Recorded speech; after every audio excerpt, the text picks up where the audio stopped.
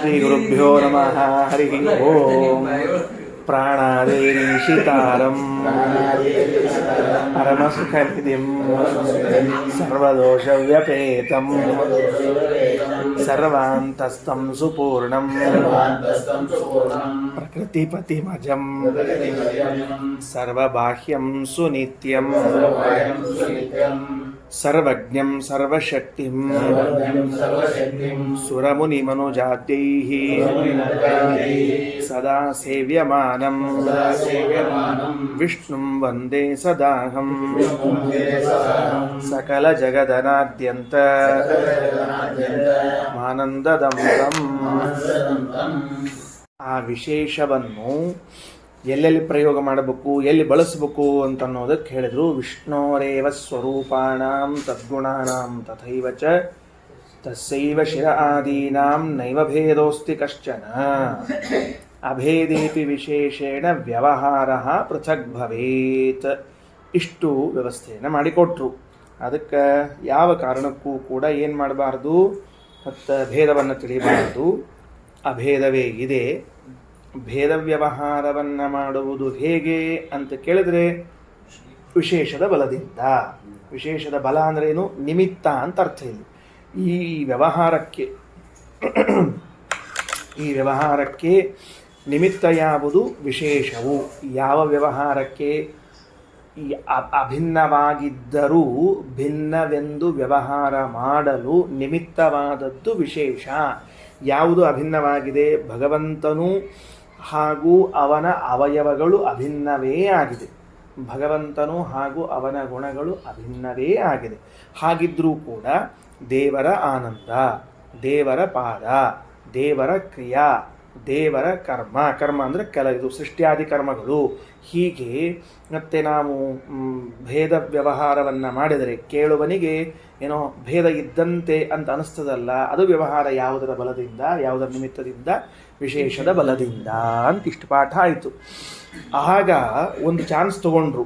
ಏನು ಅಂತಂದ್ರೆ, ಈಗ ಒಂದು ವೇಳೆ ಭಗವಂತನಿಗೂ ಅವನ ಸ್ವರೂಪಾದಿಗಳಿಗೂ ಅಭೇದವನ್ನು ಒಪ್ಪಿಕೊಂಡು ವಿಶೇಷ ಬಲದಿಂದ ಭೇದ ವ್ಯವಹಾರ ಮಾಡುವುದಾದರೆ, ಭಗವಂತನಿಗೂ ಜಡಕ್ಕೂ ಜೀವರಿಗೂ ಅಭೇದವನ್ನು ಒಪ್ಪಿಬಿಟ್ಟು ಅಲ್ಲೂ ಭೇದ ವ್ಯವಹಾರವನ್ನು ವಿಶೇಷ ನಿಮಿತ್ತವಾಗಿ ಕೂಡಿಸ್ಬಿಡ್ರಿ, ಅದನ್ನು ಹೊಂದಿಸಬಹುದಲ್ಲ. ಮತ್ತೆ ಎಷ್ಟು ಚಂದ ಪ್ರಶ್ನೆ ಇದೆ ನೋಡ್ರಿ.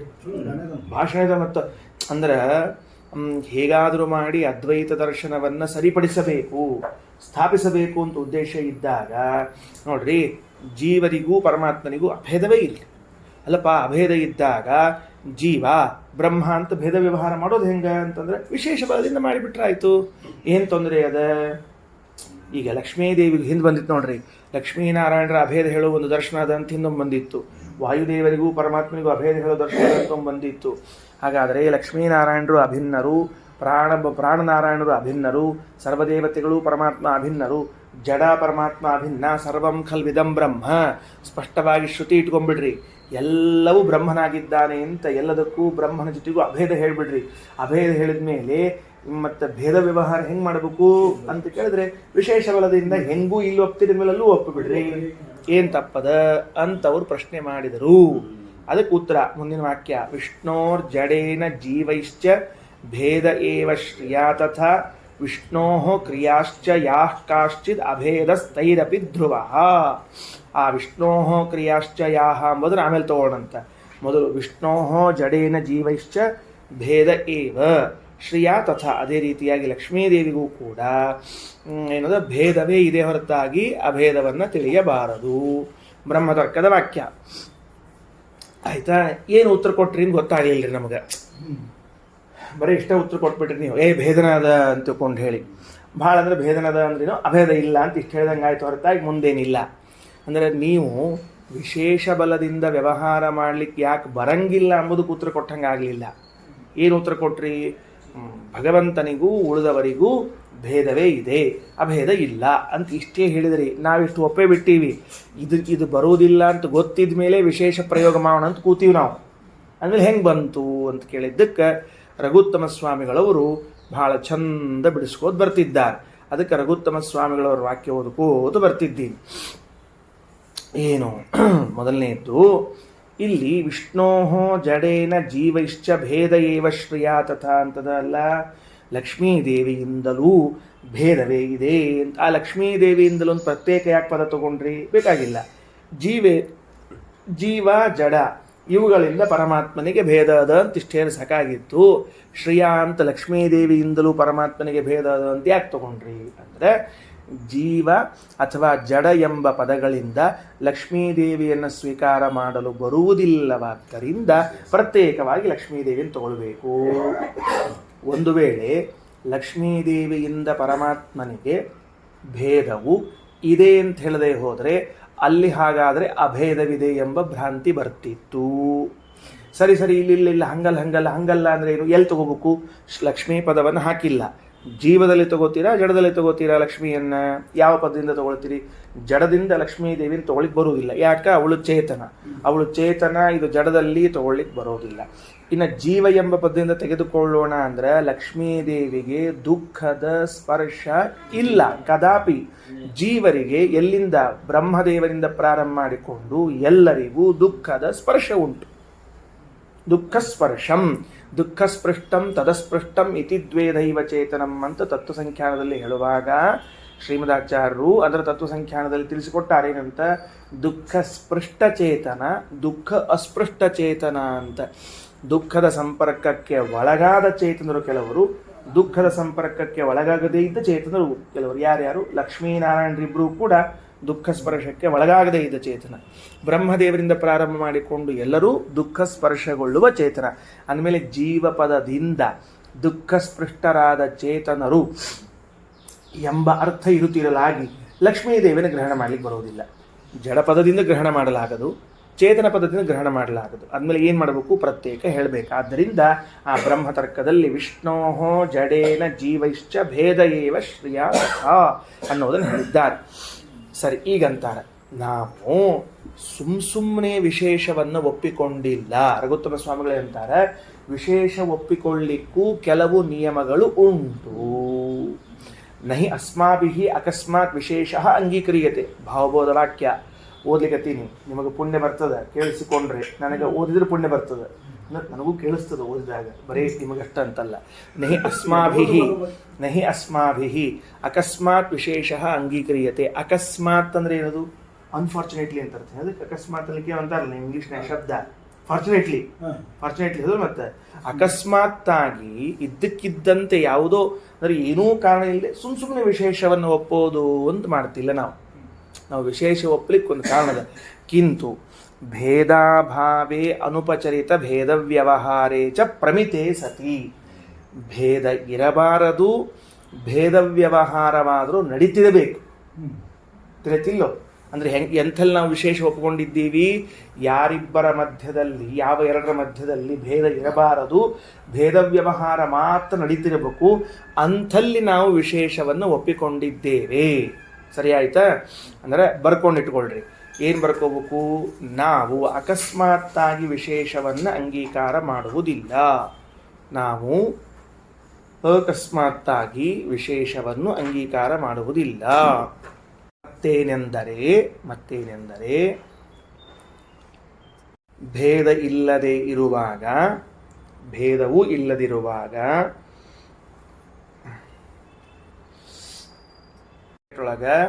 ಎರಡರ ಮಧ್ಯದಲ್ಲಿ ಏನು ಬರ್ಕೊಂಡು ಬ್ರಾಕೆಟ್ ಕಂಪ್ಲೀಟ್ ಮಾಡ್ಕೊಡ್ರಿ.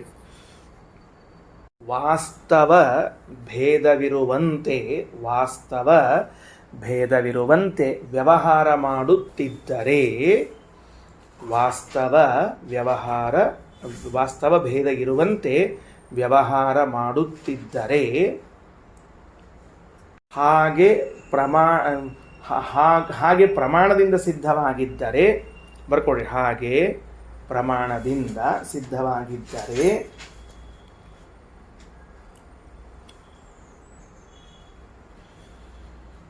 ವಿಶೇಷವನ್ನು ಒಪ್ಪುತ್ತೇವೆ. ಸುಮ್ಮನೆ ವಿಶೇಷವನ್ನು ಒಪ್ಲಿಕ್ಕೆ ಬರೋದಿಲ್ಲ. ಮನಸ್ಸಿಗೆ ಬಂತು ಅಂತ ಅನ್ನೋಲೆಲ್ಲ ವಿಶೇಷ ಹೇಳ್ತಾರನೋ. ಏನಿರಬೇಕು ಅಂದ್ರೆ ಅವೆರಡರ ಮಧ್ಯದಲ್ಲಿ ಭೇದ ಇರಲೇಬಾರ್ದು. ಫಸ್ಟು ಅವೆರಡರ ಮಧ್ಯದಲ್ಲಿ ಭೇದ ಇರಬಾರ್ದು. ಆದರೆ ಭೇದ ವ್ಯವಹಾರ ಹೆಂಗೆ ಮಾಡ್ತಿರ್ಬೇಕು ಅಂದ್ರೆ ಖರೀನ ಭೇದದೋ ಏನೋ ಅನ್ನೋ ಹಂಗೆ ವ್ಯವಹಾರ ಮಾಡ್ತಿರ್ಬೇಕು. ಇದಿಷ್ಟು ಪ್ರಮಾಣ ಸಿದ್ಧ ಆಗಿರಬೇಕು. ಇಂಥಲ್ಲಿ ವಿಶೇಷವನ್ನು ಒಪ್ತೀವಿ ನಾವು. ಎಂಥಲ್ಲಿ ವಿಶೇಷ ಒಪ್ತೀವಿ? ಪ್ರಮಾಣ ಸಿದ್ಧವಾಗಿದ್ದು ಅವೆರಡರ ಮಧ್ಯದಲ್ಲಿ ಭೇದ ಇರಲೇಬಾರದು. ವ್ಯವಹಾರ ಹೆಂಗೆ ಮಾಡ್ತಿರ್ಬೇಕು ಅಂದ್ರೆ ಖರೇನ ಭೇದದ ಅನ್ನೋ ಹಂಗೆ ವ್ಯವಹಾರ ಮಾಡ್ತಿರ್ಬೇಕು. ಅಂಥಲ್ಲಿ ಮಾತ್ರ ವಿಶೇಷವನ್ನು ಒಪ್ಕೊಂಡಿರ್ತೀವಿ. ಈ ಕೆಲವರು ಲಗ್ನದ ಮನೆಯೊಳಗೆ ಅವರೇ ಎಲ್ಲ ಏನೋ ಅನ್ನೋ ಹಂಗೆ ಅಡ್ಡಾಡ್ತಿರ್ತಾರೆ ನೋಡ್ರಿ. ಅವ್ರದೇ ಏನೋ ಎಲ್ಲ ಅನ್ನೋಂಗೆ ಅಡ್ಡಾಡ್ತಿರ್ತಾರೆ ರೀ. ಅವ್ರಿಗೇನು ಸಂಬಂಧ ಇರಂಗಿಲ್ಲ. ಅವರು ಲಗ್ನದ ವರನ ಕಡೆಯಿಂದ ಅವರು ಅಲ್ಲ, ಗಂಡ ಹೆಣ್ಣಿನ ಕಡೆಯವರು ಅಲ್ಲ. ಆದ್ರೆ ಅಡ್ಡಾಟ ಹೆಂಗಿರ್ತದೆ ಅವ್ರದ್ದು ಅಂದ್ರೆ ಇವರೇ ಎಲ್ಲ ಆರ್ಗನೈಸ್ ಮಾಡ್ಯಾರ ಅನ್ನೋಂಗೆ ಅಡ್ಡಾಡ್ತಿರ್ತಾರೆ. ಹಂಗೆ ಭೇದ ಇಲ್ಲವೇ ಇಲ್ಲ. ಪರಮಾತ್ಮನಲ್ಲೂ ಅವನ ಅವನಲ್ಲಿ ಭೇದ ಇಲ್ಲ. ಆದರೆ ವ್ಯವಹಾರ ಹೆಂಗಿರ್ತದೆ ಅಂದ್ರೆ ದೇವ್ರ ಕೈ ಹೇಳ್ತೀನಿ, ಮತ್ತೆ ಹಿಂದೆ ದೇವ್ರ ಕೈ ನೋಡು ಅಂತಂದು ದೇವ್ರಿಗೂ ಕೈಗೂ ದೇವ್ರ ಗುಣ ಹೇಳ್ತೀನಿ. ಆನಂದಂ ಬ್ರಹ್ಮಣೋ ವಿದ್ವಾನ್ ಅಭಿಭೇತಿ ಕುತಶ್ಚನ. ಭಗವಂತನ ಆನಂದವೆಂಬುವಂತಹ ಗುಣ ಏನಂದ್ಕೊಂಡಿರಿ ಅಂತ ಭೇದ. ಹಿಂಗೆ ಅಲ್ಲಿ ಸತ್ಯಂ ಜ್ಞಾನಮನಂತಂ ಬ್ರಹ್ಮ ಅನ್ನೋಲ್ಲಿ ಅಭೇದ. ಅಭೇದವೂ ಇದ್ದು ಭೇದ ವ್ಯವಹಾರವನ್ನು ಮಾಡಿದಂತೆ ತೋರಿಸಿ ಪ್ರಮಾಣ ಪ್ರಮಿತ ಆಗಿತ್ತು ಅಂತಾದರೆ ವಿಶೇಷವನ್ನು ಅಂಗೀಕಾರ ಮಾಡಬೇಕು. ಹೆಂಗದ? ವೇದದಲ್ಲಿ ಏನದ? ಸತ್ಯಂ ಜ್ಞಾನಂ ಅನಂತಂ ಬ್ರಹ್ಮ ಅಂತದ ವೇದದಲ್ಲಿ. ಸತ್ಯಂ ಅಂದ್ರೆ ಬಿಟ್ಬಿಟ್ರೆ ಜ್ಞಾನ ತಗೊಳ್ರಿ. ಜ್ಞಾನಂ ಬ್ರಹ್ಮ, ಜ್ಞಾನವೇ ಪರಮಾತ್ಮ. ಜ್ಞಾನವೇ ಪರಮಾತ್ಮ ಅಂದ್ರೇನು? ಜ್ಞಾನಕ್ಕೂ ಪರಮಾತ್ಮನಿಗೂ ಅಭೇದ, ಭೇದ ಇಲ್ಲವೇ ಇಲ್ಲ. ಆದ್ರೆ ವ್ಯವಹಾರ ಮಾಡೋ ಕಾಲಕ್ಕೆ ಪರಮಾತ್ಮನ ಜ್ಞಾನ ಎಲ್ಲ ವಿಷಯಗಳಿಂದ ಕೂಡಿದ್ದು, ಹಿಂಗೆ ವ್ಯವಹಾರ ಮಾಡ್ತಿರ್ತೀವಿ. ಸರ್ವಜ್ಞ ಅಂತ ಹೇಳಬೇಡ. ಮತ್ತು ನೀವು ಭಗವಂತನು ಸರ್ವಜ್ಞನು ಅಂತ ಹೇಳಬೇಕಾದಾಗ ಭಗವಂತನ ಜ್ಞಾನವೂ ಎಲ್ಲ ವಿಷಯಗಳಿಂದ ಕೂಡಿದೆ. ಭಗವಂತನ ಜ್ಞಾನವೂ ಭೇದ. ಅದೇನಂತಾರ? ಅನುಪಚರಿತ ಭೇದ ವ್ಯವಹಾರೇ. ವಾಸ್ತವ ಭೇದ ಅದು ಅನ್ನೋ ಹಂಗೆ ಮಾತಾಡ್ತಿರ್ತಾರಲ್ಲ, ಅಂಥಲ್ಲಿ ಮಾತ್ರ ವಿಶೇಷವನ್ನು ಒಪ್ಪಿಕೊಳ್ಳುತ್ತೀವಿ.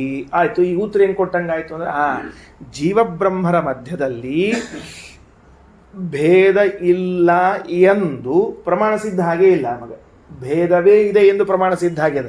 ನೆನಪಿಟ್ಟುಕೊಳ್ರಿ. ಎಲ್ಲಿ ಹೇಳಬೇಕಾಗಿದೆ ನಮಗೆ? ಎಲ್ಲಿ ಯಾವೆರಡರ ಮಧ್ಯದಲ್ಲಿ ಭೇದ ಇಲ್ಲ ಎಂದು ಪ್ರಮಾಣ ಸಿದ್ಧ ಆಗಿ ಭೇದ ವ್ಯವಹಾರ ಮಾಡ್ತಿದ್ದಾರೋ ಅಂಥಲ್ಲಿ ವಿಶೇಷ ಅಂತದ. ಪರಮಾತ್ಮನಿಗೂ ಪರಮಾತ್ಮನ ಅಂಗಗಳಿಗೂ ಕ್ರಿಯಾಗಳಿಗೂ ಓಕೆ. ಆದರೆ ಜೀವನಿಗೂ ಲಕ್ಷ್ಮೀದೇವಿಗೂ ಪರಮಾತ್ಮನಿಗೂ ಭೇದ ಇಲ್ಲ ಅಂತ ಪ್ರಮಾಣ ಸಿದ್ಧ ಆಗಿಲ್ಲ. ಭೇದವೇ ಇದೆ ಅಂತ ಸಿದ್ಧ ಅದ. ನಮಗೇನು ಬೇಕು? ವಿಶೇಷ ಒಪ್ಪುಕೊಳ್ಳಿಕ್ಕೆ ಮೊದಲನೇ ವಿರೋಧ ಯಾವುದು? ಭೇದವೇ ಇದೆ ಎಂಬುದು ವಿಶೇಷ ವಿರೋಧ, ವಿಶೇಷ ವಿರೋಧ. ಅದು ವಿಶೇಷಕ್ಕೆ ವಿರೋಧಿಯಾದದ್ಯಾವುದು? ಅವರಿಬ್ಬರ ಮಧ್ಯದಲ್ಲಿ ಭೇದ ಇದೆ ಎಂಬುವ ಪ್ರಮಾಣವೇ ವಿರೋಧ.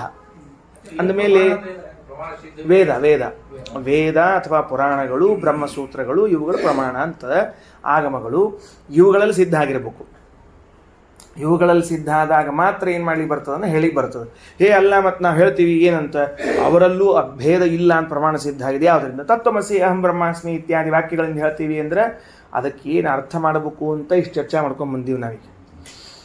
ತತ್ವಮಸಿ ಅಹಂ ಬ್ರಹ್ಮಾಸ್ಮಿ ಅನ್ನೋ ಶ್ರುತಿಗಳಿಗೆ ನೀವು ತಿಳಿದಂತೆ ಮನಸ್ಸಿಗೆ ಬಂದ ಅರ್ಥಗಳನ್ನು ಮಾಡಬಾರ್ದು ಅಂತೇ ಮಾಡ್ಕೊಂಡು ಬಂದೀವಿ. ಅದೆಲ್ಲ ಸಾಧ್ಯವೇ ಇಲ್ಲ.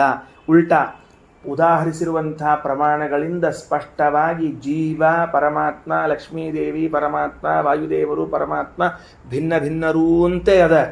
ಆಮೇಲೆ ನಮ್ದೇನಾಗಬೇಕು? ಅಭಿನ್ನವೆಂಬುದಾಗಿ ಪ್ರಮಾಣ ಸಿದ್ಧವಾಗಿದ್ದು ಭೇದ ಖರೇನೋ ಅನ್ನೋ ಹಂಗೆ ವ್ಯವಹಾರ ಮಾಡ್ತಿದ್ರೆ ಮಾತ್ರ ವಿಶೇಷ ಒಪ್ಪಗೋತೀವಿ ಅಂತಿದ್ದಾಗ, ಭೇದವೇ ಇದ್ದು ಅಭೇದ ಇಲ್ಲದೇ ಇರುವಾಗ ಅಲ್ಲ್ಯಾಕೆ ವಿಶೇಷವನ್ನು ಅಂಗೀಕಾರ ಮಾಡ್ಕೊಳ್ತೀವಿ? ಆದ್ದರಿಂದ ವಿಶೇಷ ಬಲದಿಂದ ಇಲ್ಲೂ ಕೂಡ ಅಭೇದ ಒಪ್ಪಿಬಿಡ್ರಿ ಅಂತ ಹೇಳಿ ಬರೋದಿಲ್ಲ. ಇದು ಉತ್ತರ ಅಂತ ರಘುತ್ತಮ ಸ್ವಾಮಿಗಳು ಹೇಳ್ತಾರೆ. ಒಂದೇ ವಾಕ್ಯಕ್ಕೆ ವಿಷ್ಣೋರ್ ಜಡೇನ ಜೀವೈಶ್ಚ ಭೇದ ಏವ ಶ್ರಿಯಾ ತಥಾ ಅನ್ನೋ ವಾಕ್ಯಕ್ಕೆ ಉತ್ತರ ಕೊಟ್ಟಿದ್ದಾರೆ. ಇನ್ನು ರಘುತ್ಸವದಕ್ಕಂತಾರ ತಥಾಚ ಸಾಕ್ಷಾತ್ ಭೇದೇನ ಭೇದ ವ್ಯವಹಾರ ಉಪಪತ್ತೌ. ಸಾಕ್ಷಾತ್ತಾಗಿ ಭೇದವೇ ಇದ್ದು ಭೇದ ವ್ಯವಹಾರ ಮಾಡ್ಲಿಕ್ಕೆ ಬರ್ತಿರುವಾಗ ಭೇದಹೀನೇ ಅನುಪಚರಿತ ಭೇದ ವ್ಯವಹಾರ ನಿಯಾಮಕೋ ವಿಶೇಷೋ ಅಂಗೀಕಾರ್ಯ. ಭೇದ ಇಲ್ಲದೆ ಇದ್ದು ಭೇದ ಇದೆ ಎನ್ನುವಂಥ ವ್ಯವಹಾರವನ್ನು ಮಾಡೋ ಹಂಗೇನು ಒಪ್ಪಿಕೊಳ್ಳಬೇಕಾಗಿಲ್ಲ. ಡೈರೆಕ್ಟಾಗಿ ಭೇದವನ್ನೇ ಹೇಳಲಿಕ್ಕೆ ಬರ್ತಿರುವಾಗ ಭೇದ ಇದ್ದಿದ್ದಿಲ್ಲ, ಆದರೂ ಭೇದದ ಅಂತ ವ್ಯವಹಾರ ಮಾಡ್ಲಿಕ್ಕೀವಿ, ಹಿಂಗೇನು ಒಪ್ಪಿಕೊಳ್ಳೋ ಅವಶ್ಯಕತೆ ಇಲ್ಲೇ ಇಲ್ಲ. ಪ್ರಮಾಣದಿಂದ ಭೇದವೇ ಅದಂತ ಸಿದ್ಧದ ಅಂದಮೇಲೆ ಒಪ್ಪಿಕೋಬಾರ್ದು. ಬರೀ ಇದೊಂದೇ ಏನ್ರಿ ಹೆಂಗಾರ? ಯಾವುದೊಂದು ಅಂತಂದ್ರೆ ಭಗವಂತನ ಸ್ವರೂಪ, ಭಗವಂತನ ಗುಣಗಳು, ಭಗವಂತನ ಅಂಗಗಳ ಅಷ್ಟೇನಾ ಅಂದ್ರೆ ಅವನಿಗೂ ಅದಕ್ಕೂ ಅಭೇದ ಒಪ್ಪಿಕೊಳ್ಳೋದು ಅಂದ್ರೆ ಅಲ್ಲ. ವಿಷ್ಣೋ ಕ್ರಿಯಾಶ್ಚ ಯಾ ಕಾಶ್ಚಿತ್ ಅಭೇದ ತೈರಪಿ ಧ್ರುವ. ಭಗವಂತನ ಕ್ರಿಯೆಗಳಿಗೂ ಭಗವಂತನಿಗೂ ಅಭೇದವನ್ನೇ ಒಪ್ಪಬೇಕು. ಗೊತ್ತಾಯ್ತಿಲ್ಲ ಏನಂತ ಹೇಳಿ? ಭಗವಂತನಿಗೂ ಭಗವಂತನ ಕ್ರಿಯೆಗಳಿಗೂ ಅಂದ್ರೆ ಏನೋ ಭಾಳ ಚಂದದ. ದೇವರು ಜಗತ್ತಿನ ಸೃಷ್ಟಿಯನ್ನು ಮಾಡ್ತಾನೆ, ಸೃಷ್ಟಿಕ್ರಿಯಾ. ದೇವರು ಜಗತ್ತಿನ ಸಂಹಾರವನ್ನು ಮಾಡ್ತಾನೆ, ಸಂಹಾರ ಕ್ರಿಯಾ. ಅವೆಲ್ಲ ಗುಣಗಳು ಬರುವುದಿಲ್ಲ, ಮತ್ತು ಅವು ಗುಣ ಅನ್ನಬಾರ್ದು. ಮತ್ತು ನಿಯಮನ ಕ್ರಿಯಾ, ಪಾಲನಾ ಕ್ರಿಯಾ, ಜ್ಞಾನ ಕೊಡುವುದು ಕ್ರಿಯಾ, ಅಜ್ಞಾನ ಕೊಡುವುದು ಕ್ರಿಯಾ. ಇವೆಲ್ಲವೂ ಕೂಡ ಕ್ರಿಯೆಗಳಲ್ಲಿ ಬರ್ತದೆ. ಮೋಕ್ಷವನ್ನು ಕೊಡುವುದು ಕ್ರಿಯಾ. ಸೃಷ್ಟಿ, ಸ್ಥಿತಿ, ಸಂಹಾರ, ನಿಯಮನ, ಜ್ಞಾನ, ಅಜ್ಞಾನ, ಬಂಧ, ಮೋಕ್ಷ ಇವೆಲ್ಲವೂ ಕ್ರಿಯೆಗಳಲ್ಲಿ ಬರ್ತದೆ. ದೇವರು ನಡೆದಾಡಿದ ಕ್ರಿಯೆಗಳು ಬರ್ತದೆ. ದೇವರು ಊಟ ಮಾಡಿದ ಕ್ರಿಯೆಗಳು ಬರ್ತದೆ. ದೇವರು ಕಣ್ಣು ಪಿಳಿಕಿಸಿದ ಕ್ರಿಯೆಗಳು ಬರ್ತದೆ. ಗೊತ್ತಾಯ್ತಾ? ಆಮೇಲೆ ಈ ಕ್ರಿಯೆಗಳಿಗೂ ಭಗವಂತನಿಗೂ ಏನದ? ಅಭೇದವೋ ಭೇದವೋ? ಯಾಕಂದ್ರೆ ನಮ್ಮಲ್ಲಿ ಕ್ರಿಯೆ ಆದಮೇಲೆ ನಾವು ಬೇರೆ ಕ್ರಿಯೆ ಬೇರೆ ಆಗ್ಬಿಡ್ತದೆ. ಅವ ಒದರೋ ತನಕ ಮನುಷ್ಯ ಆಗಿರಲಿಲ್ಲ, ಒದರಿ ಬಿಟ್ಟ ಮೇಲೆ ಮನುಷ್ಯ ಆದ ನೋಡು ಅಂತೀವಿ. ಅಂದ್ರೆ ಆ ಒದರುವಿಕೆ ಹೋತಂದ್ರೆ ಇವನ್ ಬೇರೆ ಆಗ್ಬಿಡ್ತಾನೆ, ಅವನ್ ಬೇರೆ ಆಗ್ಬಿಡ್ತಾನೆ. ಹಂಗೆ ನಮಗೂ ಕ್ರಿಯೆಗೂ ಭೇದ ಇರಬಹುದು. ಭಗವಂತನಿಗೂ ಭಗವಂತನ ಕ್ರಿಯೆಗೂ ಏನಿದೆ ಅಂತ ಪ್ರಶ್ನೆ. ಗೊತ್ತಾಯ್ತಾ? ಅದಕ್ಕೆ ಉತ್ತರ ಕೊಡ್ತಾರ. ವಿಷ್ಣೋ ಕ್ರಿಯಾಶ್ಚ ಯಾಃ ಕಾಶ್ಚಿತ ಅಭೇದ ತೈರಪಿ ಧ್ರುವ. ಅವುಗಳಿಗೂ ಅಭೇದವನ್ನೇ ಹೇಳಬೇಕು ಅಲ್ರಿ. ಮತ್ತು ಅಭೇದ ಹೇಳಿಬಿಟ್ರೆ, ಅಭೇದ ಹೇಳಿದ್ರೆ ಪ್ರಮಾಣದ ಏನು ಅಂದ್ರೆ, ಹೌದದ. ಯಾಕೆ ಪ್ರಮಾಣ? ಸ್ವಾಭಾವಿಕಿ ಜ್ಞಾನ ಬಲಕ್ರಿಯಾಚ ವಿಷ್ಣೋ ಕ್ರಿಯಾ. ಅಲ್ಲೂ ಕೂಡ ಭೇದ ವ್ಯವಹಾರ ಅಭೇದ ವ್ಯವಹಾರ ಬಂದ ಬಿಟ್ಟದ. ಒಂದು ಸ್ವಲ್ಪ ಸಮಸ್ಯೆ ಬರ್ತದಲ್ರಿ. ಏನು ಸಮಸ್ಯೆ ಬರ್ತದೆ?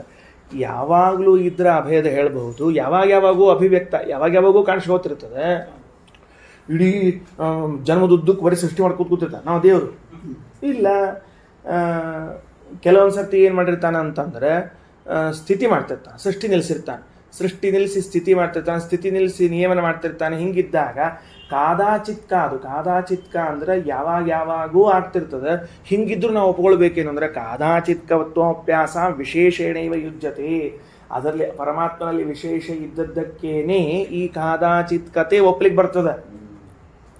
ಯಾವಾಗಲೂ ಭಗವಂತನಲ್ಲಿ ಎಲ್ಲ ಕ್ರಿಯೆಗಳಿರುವುದಿಲ್ಲ, ಕದಾಚಿತ್ ಇರ್ತಾವ. ಅದು ಕದಾಚಿತ್ ಹೆಂಗೆ ಒಪ್ಪಬೇಕು ಬರ್ತಂದ್ರೆ ವಿಶೇಷ ಬಲದಿಂದಲೇ ಒಪ್ಪಬೇಕು. ಬರೀ ಇಲ್ಲಷ್ಟೇ ಅಲ್ಲ, ಭೇದ ಇಲ್ಲ ಅಭೇದದ ಅಲ್ಲ. ಕ್ರಿಯಾ ವಿಷಯದಲ್ಲೂ 100 ವರ್ಷಕ್ಕೊಂದ್ಸರ್ತಿ ಸೃಷ್ಟಿ ಮಾಡ್ತಾನೆ. ಆ ಸೃಷ್ಟಿ ಕ್ರಿಯೆಗೂ ಭಗವಂತನಿಗೂ ಏನದ? ಭೇದದನೋ ಅಭೇದನದ ಅಲ್ರಿ. ಮತ್ತು ಅಭೇದ ಇದ್ರೆ ಸದಾ ಆಗ್ಬೇಕಲ್ಲ ಅನ್ಬೇಕಾಗಿಲ್ಲ, ಕದಾಚಿತ್ ಆಗ್ತದೆ. ಮತ್ತು ಕದಾಚಿತ್ ಹೆಂಗೆ ಒಪ್ಕೊಳ್ಬೇಕು ಅಂದ್ರೆ ವಿಶೇಷ ಬಲದಿಂದ ಒಪ್ಪಿಕೊಳ್ರಿ, ವಿಶೇಷ ಬಲದಿಂದ ಒಪ್ಪಿಕೊಳ್ರಿ. ಅದಕ್ಕೆ ಶಕ್ತಿ ವ್ಯಕ್ತಿ ಅಂತ ಕರಿತಿರ್ತಾರೆ. ಅದಕ್ಕೆ ಸಾಮಾನ್ಯವಾಗಿ ಶಕ್ತಿ ವ್ಯಕ್ತಿ ಅಂದ್ರೆ ಏನು? ಅದು ಶಕ್ತ್ಯಾತ್ಮನ ಇರ್ತದೆ, ವ್ಯಕ್ತ್ಯಾತ್ಮನ ಪ್ರಕಟ ಆಗ್ತದೆ. ಕರೆಂಟು ಯಾವಾಗಲೂ ವೈರೊಳಗೆ ಹರಿದಾಡ್ತಕೊಂಡಿರ್ತದೆ. ಶಕ್ತ್ಯಾತ್ಮನ ಅದು ಸ್ವಿಚ್ ಆನ್ ಮಾಡಿದ ಕೂಡಲೇ ಬಲ್ಬ್ ಒಳಗೆ ವ್ಯಕ್ತ ಆಗ್ತದೆ. ಅದಕ್ಕೆ ವ್ಯಕ್ತಿ ಆಗ್ಲಿಕ್ಕೆ ಒಂದು ಸ್ಥಾನ ಬೇಕು. ಅದಕ್ಕೆ ಪೈಪ್ ಎಲ್ಲ ಕಡೆಗೂ ಮತ್ತು ಇವು ಮತ್ತು ಕರೆಂಟ್ ಹರಿದಾಡ್ತದೆ. ಬಲ್ಬ್ ಇದ್ದಲ್ಲಿ ಅಷ್ಟ ಕರೆಂಟ್ ಅದಂತಲ್ಲ. ಹಂಗಲ್ಲಿ ಎಷ್ಟು ಕರೆಂಟ್ ಇದೆ, ಬಾಜುಕಿನ ಪೈಪ್ ವೈರ್ ಹಿಡಿಬೇಕಾಗ್ತದೆ ನಾವು ಕೈಲಿ. ಬರ್ತದೇನೋ ಬರೋದಿಲ್ಲ. ಅಂದಮೇಲೆ ಎಲ್ಲ ಕಡೆಗೂ ಕರೆಂಟ್ ಇದ್ರೂ ಕೂಡ ಅದಕ್ಕೆ ವ್ಯಕ್ತಿ ಆಗ್ಲಿಕ್ಕೆ ಒಂದು ಸ್ಥಳ ಅದ. ಇಷ್ಟೆಲ್ಲ ಹರ್ಕೊಂಡು ಅಲ್ಲಿ ಬಂದಿರ್ತದೆ.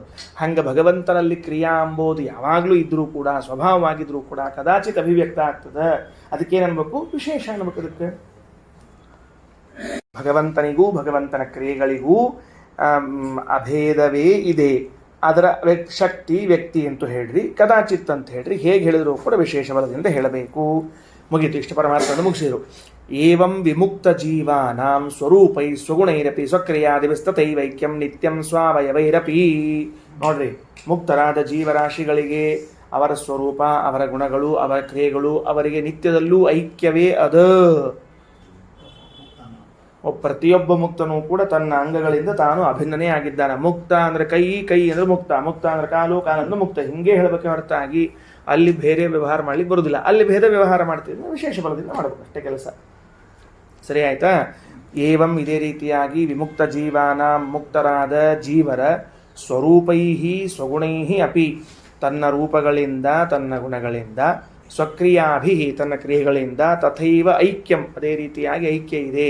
ಹೆಂಗೆ ಪರಮಾತ್ಮನಿಗೂ ಹಂಗೆ ಐಕ್ಯದ. ಸ್ವರೂಪೈಹಿ ನಿತ್ಯಂ ಸ್ವಾವಯವೈಸ್ತಥ ಅಪಿ. ಸ್ವಾವಯವ ಅಂದರೆ ಸ್ವ ಅವಯವ, ತನ್ನ ಅವಯವಗಳಿಂದಲೂ ಅಭೇದವೇ ಇದೆ.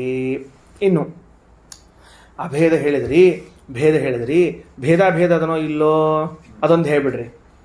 ಯಾಕಂದ್ರೆ ಭಗವಂತನಿಗೂ ನಮಗೂ ಎಲ್ಲ ಅಭೇದ, ಅಂದ್ರೆ ಹೆಂಗೆಂಗೆ ಅಭೇದಗಳದಂತ ಹೇಳ್ಬಿಟ್ರಿ. ನಮ್ಮ ಅವಯವಗಳಿಗೂ ಮುಕ್ತರಾದಾಗ ನಮ್ಮ ಅವಯವ ನಮ್ಮ ಗುಣಕ್ರಿಯಾ ಎಲ್ಲಕ್ಕೂ ಅಭೇದ, ಭಗವಂತನಿಗೆ ಸದಾ ಅಭೇದ. ಭಗವಂತನು ನಾವು ಸದಾ ಭಿನ್ನರು, ಸಂಸಾರದಲ್ಲಿದ್ದಾಗಲೂ ಮುಕ್ತಿಯಲ್ಲಿದ್ದಾಗಲೂ ಭಿನ್ನರು. ಹಿಂಗೆ ಭೇದದ ಬಗ್ಗೆನೂ ಮಾತಾಡಿದ್ರಿ, ಅಭೇದದ ಬಗ್ಗೆ ಮಾತಾಡಿದ್ರಿ. ಭೇದಾಭೇದದ ಬಗ್ಗೆ ಒಂದು ಮಾತಾಡ್ಬಿಡ್ರಿ ಅಂದರೆ ಯಾಸ್ ಕಮಾನ್ ಏನು ಅಂತಂದ್ರೆ ಭೇದಾಭೇದಸ್ತು ಬದ್ಧಾನಾಂ ಗುಣೈ ಸ್ವೈಃ ಕರ್ಮಭಿಸ್ತಥಾ ಅಂಶಾಂಶಿನೋರ್ಗುಣಸ್ಯಾಪಿ ಗುಣಿನಃ ಕರ್ಮ ತದ್ವತೋಃ ಕಾರ್ಯೋಪಾದಾನಯೋಶ್ಚೈವ ವ್ಯಕ್ತಿ ಸಾಮಾನ್ಯಯೋರಪಿ ಭೇದಾಭೇದಃ ಸಮುದ್ದಿಷ್ಟಃ ವಿನಾಶೋ ಯತ್ರ ದೃಶ್ಯತೆ ಏಕಸ್ಮಿನ್ ವಿದ್ಯಮಾನೇಪಿ ತಯೋರೇಕಸ್ಯ ಕಸ್ಯಚಿತ್. ಭಾಳ ಚಂದದ. ಏನಂತಾರೆ ಅಂದ್ರೆ ಬದ್ಧಾನಾಂ ಸಂಸಾರದಲ್ಲಿ ಇದ್ದವರಿಗೆ ಗುಣೈಹಿ ಸ್ವೈಃ ಕರ್ಮಭಿಹಿ ಭೇದಾಭೇದ, ತಮ್ಮ ಗುಣಗಳಿಂದಲೂ ತಮ್ಮ ಕರ್ಮಗಳಿಂದಲೂ ಭೇದಾಭೇದ ಉಂಟು. ಹೆಂಗ ಅಂದ್ರೆ ಇವತ್ತು ಭಾಳ ಚಿಂತೆ ಮಾಡ್ಕೊಂಡು ಕೂತಿರ್ತಾನೆ. ಚಿಂತಾ ಎಂಬುದು ಒಂದು ಗುಣ, ಚಿಂತೆ ಎಂಬುದು ಒಂದು ಗುಣ ಇಟ್ಕೊಳ್ರಿ ತಿಳ್ಕೊಳ್ಳಿಕ್ಕೆ. ಚಿಂತೆ ಎಂಬ ಗುಣ ನಾಳೆ ಹೊತ್ತಿಗೆ ಆರಾಮ ಆಗ್ಬಿಟ್ಟಿರ್ತಾನೆ. ಚಿಂತೆ ಎಂಬುದು ಹೊರಟು ಹೋಗ್ಬಿಟ್ಟಿರ್ತದೆ. ಹಂಗಾರೆ ನಿನ್ನೆ ಚಿಂತೆ ಇತ್ತು, ಇವತ್ತು ಚಿಂತೆ ಹೊರಟು ಹೋಯಿತು. ಅದಕ್ಕೆ ಭೇದ. ಯಾಕೆ ಭೇದ? ಹೋತು ಅಂದ್ರೆ ಭೇದ, ಇತ್ತು ಅಂದ್ರೆ ಅಭೇದ. ಭೇದ ಪುಣ್ಯ ಪಾಪಗಳೆಂಬುವಂಥ ಕರ್ಮಗಳವ, ಇವುಗಳಿಂದ ಭೇದ ಉಂಟು. ಯಾಕೆ? ಇವತ್ತು ಪುಣ್ಯ ಇದೆ, ನಾಳೆಗೆ ಪುಣ್ಯ ಹೋತು. ಇವತ್ತು ಪಾಪ ಇದೆ, ನಾಳೆಗೆ ಪಾಪ ಹೋತು. ಹಂಗಾರೆ ಪಾಪ ಉಂಟು ಪಾಪ ಹೋತು, ಪಾಪ ಉಂಟು ಪಾಪ ಹೋತು ಅನ್ನೋ ಕಾಲಕ್ಕೆ ಭೇದಾಭೇದನೆ ಹೇಳಬೇಕು. ಭೇದಾಭೇದವನ್ನೆಲ್ಲಿ ಹೇಳಬೇಕು? ಕೂಡಿದ್ದು ಬಿಡಿಯಿದ್ದು ಕೂಡಿದ್ದಿದ್ರೆ ಭೇದಾಭೇದವನ್ನು ಹೇಳಬೇಕು. ಇನ್ನು ಅಂಶಾಂಶಿ ಅಂತದ ನೋಡ್ರಿ. ಏನಂತೂ ಗುಣೈಹಿ ಸ್ವೈಹಿ ಕರ್ಮಿಸಿದ ಅಂಶಾಂಶಿನೋ ಗುಣಸ್ಯಾಪಿ ಅಂತದ. ಅಂಶಾಂಶಿನಃ ಅಂತಂದ್ರೆ ಏನು ಅಂದ್ರೆ ಇದು ಬಟ್ಟಿ ತಗೊಳ್ರಿ. ಬಟ್ಟಿ ಅಂಶಿ, ಅದರೊಳಗಿನ ಒಂದು ಭಾಗ ಹಿಂಗೆ ಹರಿದ್ರಿ ಅಂದ್ರೆ ಅಂಶ. ಲಂಗೋಟಿ ಮಾಡ್ಕೊಳ್ಳಿಕ್ಕೆ ತಗೊಂಡು ಹರ್ಕೊಂಡ್ರು ಅಂದ್ರೆ ಅಂಶ. ಇಡೀ ಬಟ್ಟಿ ಉಟ್ಕೊಂಡ್ರು ಅಂದ್ರೆ ಅಂಶಿ. ಹಾಗಾದ್ರೆ ಅದು ಇಷ್ಟೊತ್ತು ಆ ಅಂಶ ಕೂಡಿತ್ತು, ಈಗ ಅದು ಬಿಟ್ಟು ಬಂತು. ಅದಕ್ಕೆ ಅಂಶಾಂಶಿಗಳ ಮಧ್ಯದಲ್ಲಿ ಭೇದಾಭೇದವನ್ನು ಹೇಳಬೇಕು. ಇಡೀದನ್ನು ಇಟ್ಕೊಂಡಿದ್ರೆ ಲಂಗೋಟಿ ಹಾಕೊಳ್ಳಿ ಬರ್ತಿದ್ದಿಲ್ಲ, ಕಟ್ ಮಾಡಿದ್ರೆ ಉಟ್ಕೊಳಿಕ್ ಬರಂಗಿಲ್ಲ. ಹಿಂಗಾಗಿ ಭೇದಾಭೇದ ಅಂತ ತಿಳ್ಕೊಳ್ರಿ. ಇನ್ನು ಗುಣಸ್ಯಾಪಿ ಗುಣಿನಃ ನೋಡ್ರಿ, ಇದದ ಏನದ ಮಾವಿನ ಹಣ್ಣದ. ಆ ಮಾವಿನ ಹಣ್ಣು ಮೊದಲು ಹಸೂರು ಬಣ್ಣದ್ದಿತ್ರಿ, ಆಮೇಲೆ ಹಳದಿ ಬಣ್ಣದ್ದಾತು. ಯಾರಿಗೂ ಕೊಡದೆ ಹೆಂಗ ಡಬ್ಬ್ಯಾಗ ಕೂತಿತ್ತು ಅಂದ್ರೆ ಕರಿ ಬಣ್ಣದ್ದಾತು. ಅಂದ್ರೆ ತಾನೂ ತಿನ್ಲಿಲ್ಲ, ಮಂದಿಗೆ ಕೊಡ್ಲಿಲ್ಲ. ಅದು ಮತ್ತ ಬಣ್ಣ ಅಂದ್ರೆ ಮೊದಲು ಹಸಿರು, ಆಮೇಲೆ ಹಳದಿ, ಆಮೇಲೆ ಕಪ್ಪು. ಹಂಗಾರೆ ಮೊದಲಿನ ಹಸಿರು ಬಣ್ಣ ಎಲ್ಲಿ ಹೋಯ್ತು.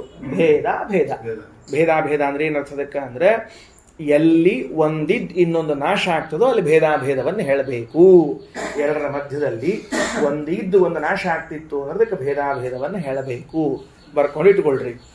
ಎರಡು ವಸ್ತುಗಳ ಮಧ್ಯದಲ್ಲಿ ಒಂದು ಇದ್ದು ಇನ್ನೊಂದು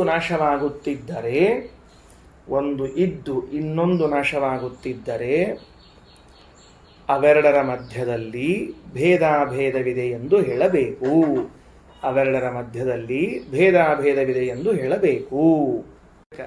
ನೋಡ್ರಿ, ಮುಂದೆ ಇನ್ನೇನು ಉಳಿತು ಈಗ? ಮತ್ತು ಗುಣಗುಣಿಗ ಆಯ್ತು. ಈಗ ಹಣ್ಣು ಮತ್ತು ಅದರ ಬಣ್ಣ.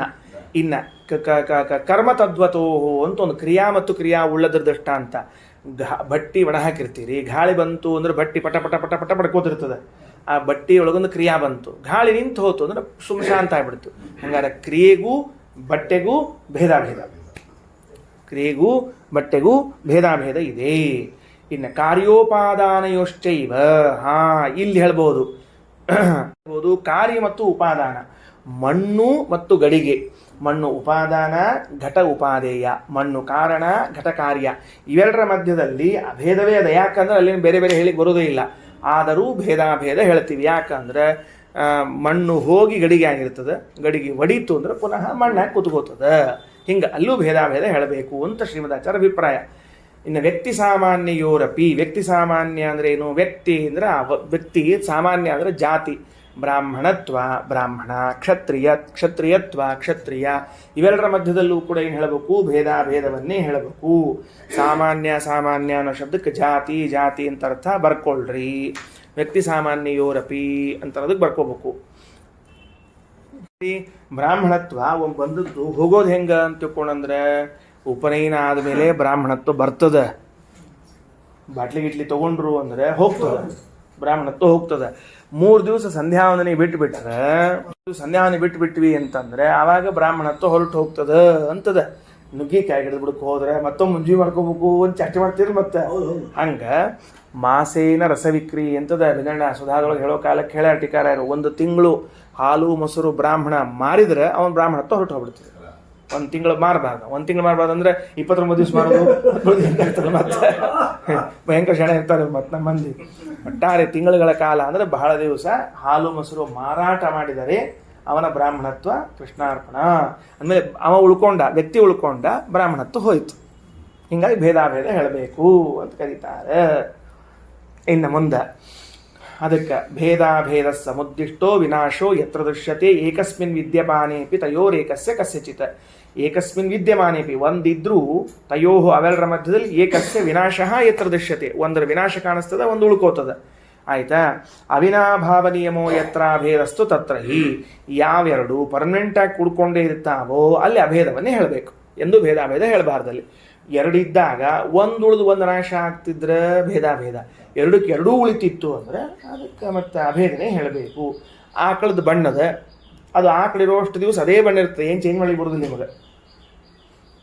ಆಕಳದ ಬಿಳಿ ಬಣ್ಣ ನೀವು ಏನು ಮಾಡಿದರೂ ಚೇಂಜ್ ಮಾಡಿ ಬರೋದಿಲ್ಲ. ಆ ಬಿಳಿ ಬಣ್ಣ ಇತ್ತು ಅಂದರೆ ಯಥಾಕಥಂಚಿತ್ ನೀವು ಪೇಂಟಿಂಗ್ ಹಚ್ಚಿ ಕರಿ ಮಾಡ್ಬೋದು ಅಂತ ಇಟ್ಕೊಳ್ರಿ. ಅದರದು ಆರೋಪಿತ ವರ್ಣವೇ ಹೊರತಾಗಿ ವಾಸ್ತವ ವರ್ಣ ಅಲ್ಲ. ಇನ್ನು ಕರಿ ಆಕಳಿತ್ತು ಅಂತ ಇಟ್ಕೊಳ್ರಿ, ಅದು ಏನು ತಲೆ ಹೊಡ್ಕೊಂಡು ಬೆಳಗ್ಗೆ ಮಾಡಿ ಬರ್ತಾ ಇರೋ ಒಂದು ಆಕಳು ಬ್ಯಾಡ್ ಬಿಡ್ರಿ, ಎಮ್ಮಿ ಅದನ್ನು ಬೆಳ್ಳೆ ಮಾಡಪ್ಪ, ಹೆಂಗೆ ಪ್ರಯತ್ನ ಮಾಡೋದು ಆಗೋದಿಲ್ಲ. ಅಂದಮೇಲೆ ಆ ವರ್ಣವು ಅಭಿನ್ನ ಅದರ ಜೊತೆಗೆ ಹಂಗೆ. ಆಯ್ತಾ. ಇನ್ನು ಅಭೇದಶ್ಚ ಸ್ವಭಿನ್ನೇನ ಭೇದಾಭೇದಸ್ತು ತತ್ರ ಚ ಭೇದಾಭೇದೋ ನತು ಕ್ವಾಪಿ ವಿಷ್ಣೋರಸ್ತಿ ಕದಾಚನ ಭೇದ ಏವತು ಜೀವಾದ್ಯೈ ಕೇವಲ ಭೇದ ಆತ್ಮನಿ. ಇದೊಂದು ಭಾರಿ ಅದ ರೀ. ಏನದ ಅಂದ್ರೆ ಅಭೇದಶ್ಚ ಸ್ವಭಿನ್ನೇನ ಭೇದಾಭೇದಸ್ತು ತತ್ರ ಚ. ಈ ಭೇದಾಭೇದ ಅಂತನ್ನೋದು ಹೆಂಗೆ ಹೇಳಬೇಕು ಅಂದ್ರೆ ಪ್ರತಿ ವಸ್ತು ಏನಾಗಿರ್ತದೆ ತನ್ನಿಂದ ತಾನು ಅಭಿನ್ನವಾಗಿರ್ತದೆ, ಇತರ ವಸ್ತುಗಳಿಂದ ಭಿನ್ನ ಆಗಿರ್ತದೆ. ಪ್ರತಿ ವಸ್ತು ತನ್ನಿಂದ ತಾನು ಅಭಿನ್ನ, ಇನ್ನೊಬ್ಬರಿಂದ ಭಿನ್ನ. ಈ ಅಭಿಪ್ರಾಯದಲ್ಲಿ ಪ್ರತಿ ವಸ್ತುವಿನಲ್ಲೂ ಭೇದಾಭೇದ ಹೇಳಬೇಕು. ಗೊತ್ತಾಯ್ತಾ. ಬಟ್ಟೆಯು ತನ್ನಿಂದ ತಾನು ಅಭಿನ್ನವಾಗಿದ್ದು ಘಟದಿಂದ ಭಿನ್ನವಾಗಿರ್ತದೆ. ಘಟಪಟಗಳ ಮಧ್ಯದಲ್ಲಿ ಭೇದಾಭೇದವನ್ನು ಹೇಳಲಿಕ್ಕೆ ಬರ್ತದೆ. ಅಭೇದಶ್ಚ ಸ್ವಭಿನ್ನೇನ ಭೇದಾಭೇದಸ್ತು ತತ್ರ ಚ ಭೇದ. ಇನ್ನು ಭೇದಾಭೇದೋ ನತು ಕ್ವಾಪಿ ವಿಷ್ಣೋರಸ್ತಿ ಕದಾಚನ. ಭಗವಂತನಿಗೆ ಎಂದೂ ಕೂಡ ಭೇದಾಭೇದವನ್ನು ಹೇಳಲಿಕ್ಕೆ ಬರುವುದಿಲ್ಲ. ಆದರೂ ಕೆಲವು ಕಡೆ ಅದ ಅಂತ ರಘುಸ್ವಾಮಿ ಹೇಳ್ತಾರೆ ಮುಂದೆ, ಅದು ನೋಡೋಣ. ಮತ್ತೆ ಭೇದ ಏವತ್ತು ಜೀವಾದ್ಯೈಹಿ ಕೇವಲ ಭೇದ ಆತ್ಮನಿ. ಪರಮಾತ್ಮನಿಗೆ ತನಗೆ ಅಭೇದ, ಜೀವಾದಿಗಳ ಜೊತೆಗೆ ಭೇದಾಭೇದ ಎಂದೂ ಇಲ್ಲ ಅಂತ ಹಿಂಗೆ ತಿಳ್ಕೊಳ್ರಿ. ಅಂದರೆ ದ್ವಿತ್ವ ಅಂತ ಒಂದದ. ದ್ವಿತ್ವ ಅಂದರೆ ಏನು? 2 ಸಂಖ್ಯಾ ಅಂತ. ಅದರ ಜೊತೆಗೆ ಭೇದಾಭೇದವನ್ನು ಹೇಳಲೇಬೇಕು ಅಂತ ರಘುತ್ತಮ ಸ್ವಾಮಿಗಳು. ಯಾಕಂದರೆ ಜೀವ ಪರಮಾತ್ಮರು ಇಬ್ಬರು ಅಂತೀವಿ. ಜೀವ ಪರಮಾತ್ಮರು ಇಬ್ಬರು ಅಂತೀವಿ. ಆಗ 2 ಅನ್ನೋ ಸಂಖ್ಯೆ ಅದಲ್ಲ, ಪರಮಾತ್ಮನಲ್ಲಿ ಜೀವನ ಜೊತೆಗೆ ಹೇಳಿದಾಗ ಬಂದಿರ್ತದೆ. ಯಾವಾಗ ಪರಮಾತ್ಮ ಒಬ್ಬನೇ ಅಂತೀವಿ ಆವಾಗ ಅದ್ವಿತ ಸಂಖ್ಯೆ ಹೊರಟು ಹೋಗ್ಬಿಟ್ಟಿರ್ತದೆ. ಆವಾಗ ಭೇದಾಭೇದ ಅಂತ ಹೇಳ್ಬೇಕಾಗ್ತದೆ. ಎರಡು ಯಾವಾಗ ಹೇಳಬೇಕು? ನಾನೊಬ್ರು ದೇವರೊಬ್ರು ಇಬ್ರು ಅಂದಾಗ 2 ಅಂಬುದು ನನ್ನೊಳಗೂ ಇರಬೇಕು, ಪರಮಾತ್ಮನಲ್ಲೂ ಇರಬೇಕು. ದೇವರು ಅಂತಿಷ್ಟ ಅಂದಾಗ ಒಬ್ಬನು. ಹಾಗಾದ್ರೆ ದ್ವಿತ ಸಂಖ್ಯೆ ಎಲ್ಲಿ ಹೋತು? ದ್ವಿತ ಸಂಖ್ಯಾ ಹೋತು ಅಂತಂದ ಮೇಲೆ ಅದಕ್ಕೇನು ಕರಿಬೇಕು? ಅದಕ್ಕೆ ಭೇದಾಭೇದ ಇದೆ ಅಂತ ಕರಿಬೇಕು. ಮುಗೀತು. ಭೇದಾಭೇದಸ್ತು ಬದ್ಧಾನಾಂ ಗುಣೈಸ್ವೈಃ ಕರ್ಮಭಿಸ್ತಥಾ ಅಂಶಾಂಶಿನೋರ್ ಗುಣಸ್ಯಾಪಿ ಗುಣಿನಃ ಕರ್ಮ ತದ್ವತೋಃ ಕಾರ್ಯೋಪಾದಾನಯೋಶ್ಚೈವ ಗುಣಿನಃ ಕರ್ಮ ತದ್ವತೋಃ ವ್ಯಕ್ತಿಸಾಮಾನ್ಯಯೋರಪಿ ಭೇದಾಭೇದ ಸಮುದ್ದಿಷ್ಟೋ ವಿನಾಶೋ ಯತ್ರ ದೃಶ್ಯತೆ ಏಕಸ್ಮಿನ್ ವಿದ್ಯಮಾನೇಪಿ ತಯೋರೇಕಸ್ಯ ಕಸ್ಯಚಿತ್ ಅವಿನಾಭಾವ ನಿಯಮೋ ಯತ್ರಾಭೇದಸ್ತು ತತ್ರ ಹಿ ಅಭೇದಶ್ಚ ಸ್ವಭಿನ್ನೇನ ಭೇದಾಭೇದಸ್ತು ತತ್ರ ಚ ಭೇದಾಭೇದೋ ನತು ಕ್ವಾಪಿ ವಿಷ್ಣೋರಸ್ತಿ ಕದಾಚನ ಭೇದ ಇವತ್ತು ಜೀವಾದ್ಯೈ ಕೇವಲ ಭೇದ ಆತ್ಮನಿ ಅಂತ ಇಷ್ಟು ಮುಗಿಸಿದ್ದು ನಾವೀಗ. ಇನ್ನು ಮುಂದೆ ಭಗವಂತನ ಕ್ರಿಯೆಗಳ ಬಗ್ಗೆ ಒಂದು ಸ್ವಲ್ಪ ಹೆಚ್ಚಿನ ಮಾಹಿತಿ ಕೊಡ್ತಾರೆ ನೋಡೋಣ. ಶ್ರೀಕೃಷ್ಣಾರ್ಪಣಮಸ್ತು.